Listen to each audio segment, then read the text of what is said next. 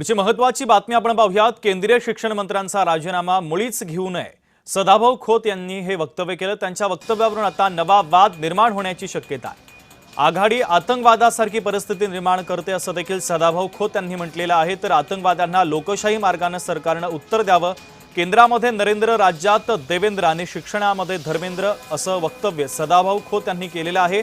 सदाभाऊ खोत यांच्या वक्तव्यानंतर आता नव्या वादाला तोंड फुटण्याची शक्यता आहे।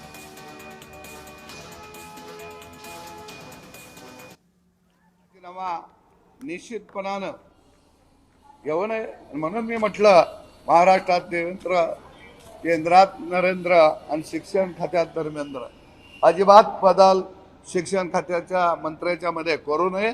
कारण या आतंकवादांना लोकशाहीच्या मार्गाने निश्चितपणाने सरकारनं उत्तर द्यावं, जशास तसं उत्तर द्यावं।